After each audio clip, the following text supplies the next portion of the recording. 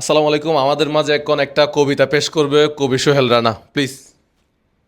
আচ্ছা, আমি এখন যেই কবিতাটি আবৃত্তি করব এটি লেখছেন কবি ইরানের বিখ্যাত কবি শেখ সাদী। বাংলায় এই বাকিরা তোমরা সবাই মনোযোগ সহকারে শুনবেন, বাংলায় আপনারাও মনোযোগ সহকারে শুনবেন। বাংলায় অনুবাদ করছেন কবি সত্যেন্দ্রনাথ দত্ত। আচ্ছা। কুকুর আসিয়া এমন কামড় দিল পথিকের পায়, ওহো। কামড়ের চোটে বিষ দাঁত ফুটে বিষ লেগে গেল তাই। আচ্ছা, কামড় দেওয়ার ফলে বিষ দাঁত লেগে গেছে সেখানে, মানে পায়ে। পায়।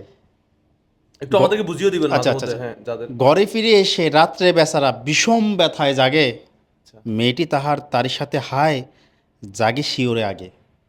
ওর চটপটানিতে ওর মেয়ে ঘুমাইতে পারতেছে না, তার সাথে সে সজাগ আছে। আচ্ছা। আচ্ছা, এবার মেয়ে বিরক্ত হয়ে বলতেছে, বাপেরে সে বলে বৎসনার ছলে কপালে রাখিয়া হাত, তুমি কেন বাবা ছেড়ে দিলে তারে, তোমার কি নেই দাঁত?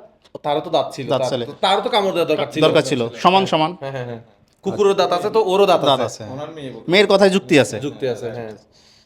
কষ্টে হাসিয়া আর্ত কহিল, তুই রে হাসালি মোরে, দাঁত আছে বলে কুকুরের পায়ে ধ্বংসী কেমনে তারে। মানে দাঁত আমার আছে বলে আমি কুকুরকে কিভাবে দংশন করি।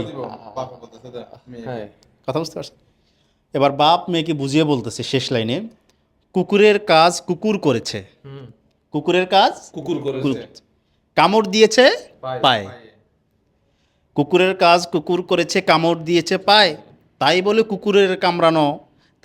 কুকুরের কামড়ানো কিরে মানুষের শোভা পায়। বাপের কথায় যুক্তি আছে।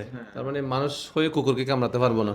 না, কুকুর আপনাকে কামড়াতে পারবে ঠিকই, এটা কুকুরের ধর্ম, কিন্তু আপনি মানুষ হইলে কুকুরকে কামড়াতে পারবেন, আমি মানুষ হয়ে সর্বোচ্চ একজন মানুষকে কামড়াইতে পারি।